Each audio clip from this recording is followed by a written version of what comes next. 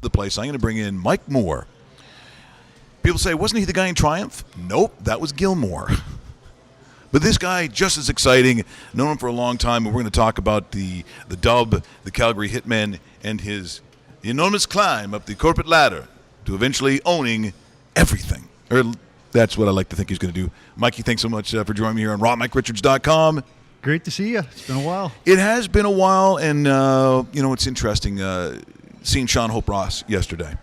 And, the obvious feelings I will always have for this town, still do, are tied into these moments. And when I think of traveling with the Hitmen and, Martin Jones and Brandon Cozens and us going to Brandon, and it was some of the best moments I've ever had in my life. And I look at, what Martin has gone on to do, and Schultze and some of these other guys. The one thing beyond the business of the sport that you're in and how competitive it is, it's really, I think, probably emotionally really worthwhile. Yeah, especially when you see them turn into 25, 30-year-olds. They come back, they say hi, they want to be part of what we're doing. Brad Moran I hooked up with here not too long ago. So, yeah, it's great when you're in the moment with them. It's great when you see Jonesy doing what he's doing in the NHL. But and no surprise, right? And no surprise. Not with him, no. But it's even as good when they come back with families, and Chris Nielsen comes back. He's a doctor now, 37 years old, orthopedic surgeon. Those are cool stories.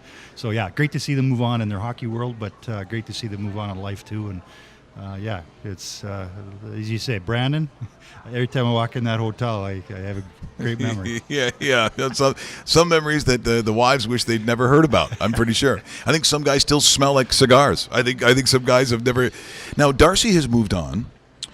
Jason LaBarbera in the fold, is that right? Yeah. Darius went to Lethbridge, a little closer to home for him. It was hard to see him go, but really tough, I imagine. Great guy. Yeah, such a good guy and a good goalie coach and great with the kids. But we couldn't have found a better guy to replace him. Amazing. Barb's is amazing. Yeah. He's for all what he stands for. He knows the game. And I tell him he sat on the bench for 15 years. He should know the game. So he laughs about it. But what he goes through with his son and how him and his wife are champions for autism. He's just an unbelievable person, and he feels fortunate that he landed in our lap, and we feel as fortunate he landed in our.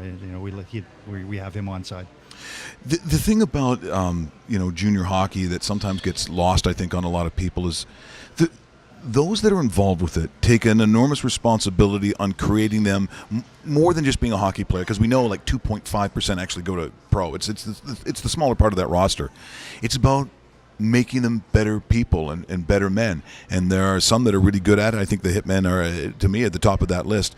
But it is a huge responsibility because they're kids, they're children. These are guys who haven't even grown into their own bodies yet. I mean, they're exceptional athletes, but they're still kids, Mike.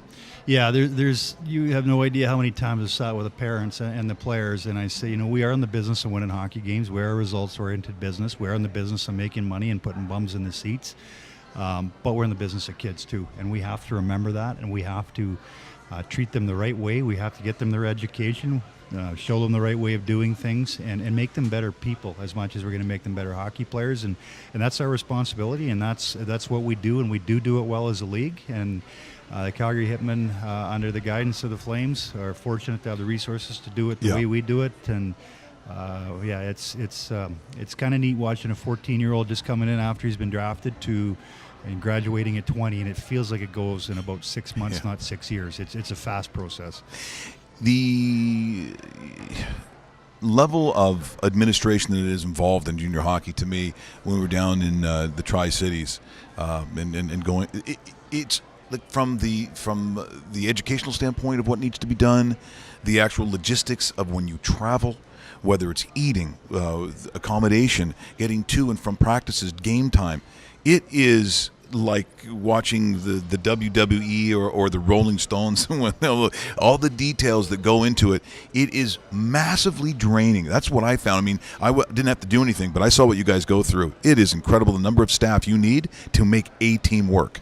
Absolutely. And, the people that are so important, from the therapists to the equipment guys, and the restructuring we've gone through, to have the support of Canada ownership, to bring in a general manager just to focus on hockey, to allow me to focus on the league stuff that you're talking about, and the hockey stuff and the big business stuff will only make us a better organization. And it's adding resources to get better and do more for our players, more for our fans. And I'm fortunate that I'm surrounded by great people, both people I answer to and people that I work with, and it makes my job easy and my days fun. I just wonder, by the way, we're in conversation with Mike Moore, General Manager, Vice President of the Calgary Hitmen. I don't think it's lost on the kids necessarily, but sometimes I wonder when you see, whether it's Joe Otto or you mentioned Darcy, Jason LaBarbera, a Kelly Kissio when he's general manager, the depth of what they bring as people and the actual business side of it. Do you think they grasp exactly what those men are all about, or is it kind of lost on them a little bit? Maybe I think it's growing more and more, and I always say that the business and the hockey have to be tied. And when we say business, it's to your point about we got to work hard to just to do what we do, and we need to tie what we do on the ice to what we do off the ice with our players, with our fans, and there's a lot of moving parts, and I think kids are starting to understand it more and more now, because they see what they have to do. It's not to show up at the rink and play and see what happens. The time and effort they put in, you talk about Hoper, the time and effort our kids put in the summertime getting ready. You look at a 16 or 17-year-old that comes into our league and the time and commitment that's required to be in the classroom and get marks. We push all of our guys on post-secondary education. So they're seeing it's more than just dropping the puck and playing the game. There's life, and that's an expectation of the parents too. They just don't want it to be hockey. They want their boys to learn to be better people, to come out of here with a good high school education, with an academic scholarship that when they're done, if they're not playing pro, that they can use to better themselves and create a career for themselves that will help them do well in life. Now, Mike, it gets you talk about that it is a business. It's a results business. It's getting people into those facilities, and there's some great ones around Canada, quite frankly, not just the Dub, but that whole thing that came up with the unionization and whether the kids should be paid and all that kind of stuff. It got and does, and depending on who you talk to, like, it gets kind of ugly. There's a lot of finger pointing, and I see points, I guess, made on both sides, but is it broke? Are we saying that somehow, like conversations where they feel that NCAA athletes should be paid, have we somehow got this wrong? Because I think a lot of people miss the point that you don't believe that they're all going pro, which they don't. We know, like I said, it's less than 2. It's like 2.5%. And when they're done, they're able to have an entire education paid for. And I think sometimes that doesn't get talked about enough because that costs a lot of money. That's built into the junior program. So when you hear those arguments about those guys having the kids having a union being paid, what is the reaction that you had to that, or in junior hockey for those that run the teams? What is the feeling when you hear that? Well, I think it's exactly what we talked about earlier. We're running rosters of 22, 23, 24 kids. We're housing each and every one of those kids and making sure that they're eating properly, sleeping properly, getting to the rink properly, that they're getting the tutors to do the homework, to get the marks that they're capable of getting, that they're getting community service and working in the community to give back to the community so they do become more well-rounded. Equipment, scholarships after the fact, treating them extremely well, and we know we do it well as a Canadian Hockey League. It's not like this is a moneymaker. We got to work hard to pay bills and give these players the experience. And see, the other side sometimes has these arguments about that. There's an indication that there's all this money being made by all these junior teams, and it's sort of like slave labor, and the kids are being used. But I don't think that's accurate at all. No, I think the best source would probably be the players themselves. But again, we evaluate ourselves and make sure what we're doing is to the best of our ability, not for us, but for the players. We want everybody coming to our league, and I know specifically for the Calgary Hitmen, I've always said it, when a player leaves or asked to be to go from the Calgary Hitmen, whether it's through a trade or a release and he's not playing for us anymore, I want them to be disappointed. Right. I don't want them smiling leaving here, because it's got to be such a good experience that they can't wait to get here and don't want to leave. And when I see 20-year-olds coming through our league and there's tears being shed after 5 or 6 years, it's not that they're soft. They cared, and they genuinely understand that they're going to be missing something that's been a wonderful part of their life. And that's a testament to all the teams in the Canadian Hockey League, the Western Hockey League, and how we do things. And we will continue to find ways to get better to help these kids become better people. And they do. I mean, I can speak, honestly about meeting young NHL players, guys who have been in the league, like they're rookies, 1-2 years, and I've always said the same thing, that they're very respectful. I think they're very humble. I think they understand where they are in life. I don't think they take it for granted. I think it probably was worse for, when I look at guys like our age, probably back in the 70s and 80s. I mean, they I don't know if there's that kind of dedication like that these kids have. I mean, I remember talking to Derek Sanderson and saying, can you imagine if people had cameras in their phones back when you played? As bad as things kind of got for you from time to time, at least they weren't taking pictures of it. And so I think there is a real hardcore sacrifice and dedication these kids have that guys came back in the 70s. They came back to camp to get into shape. Yeah. It's unheard of now. Unheard of. Yeah, you hit on social media, and you can imagine the pressures these kids are under social media and what they can and can't post and what they can and can't say. And again, those are learning curves that we go through every day with them and try and teach them, not just because they're representing our organization, they're representing themselves as young adults, and they're going to represent themselves as they get older. And one stupid mistake, one stupid post, whether they're a hockey player or not, but it's pressure, but it's a great learning opportunity for them and for us. And but you're right, the game has changed, the landscape has changed, and kids coming in are a lot more educated, a lot more versed in what they want and where they're going. But you said it earlier, not many of them are going to go play pro. And we know that 80 or 90% of them leaving the door are going to get an education after the fact, but they're leaving us better people, and that's critical. Well, the Dub is a tough league.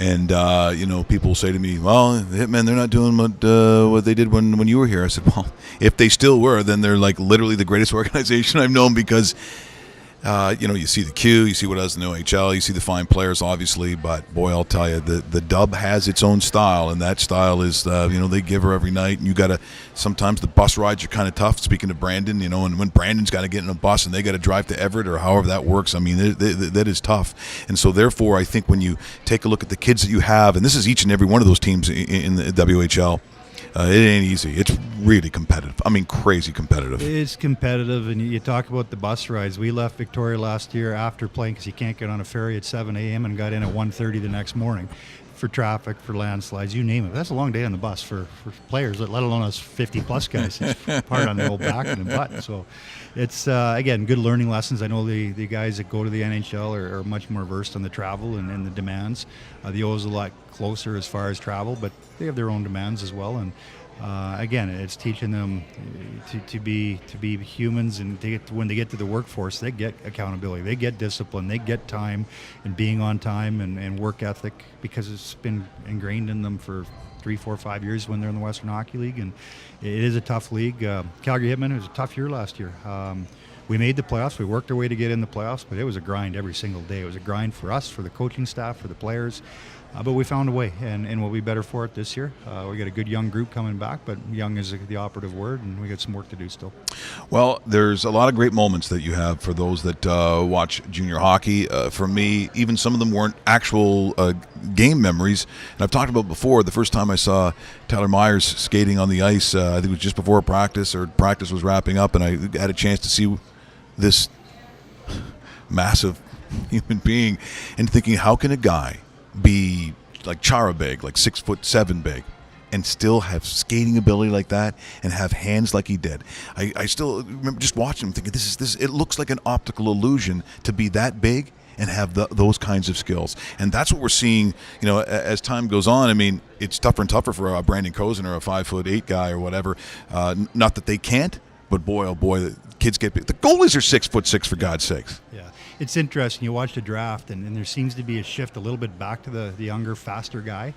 But KISS for 20 years built the team around big, strong, mobile defensemen, and we're not changing it. It works. We've got a young guy coming in this year at 16. He's 6'6", 200 pounds, and he's mobile. He's 6'6", 200. Big boy, great kid. Played 10 games with us last year. Are the Stamps hanging around looking at this kid? Or yeah, he may. The Raptors.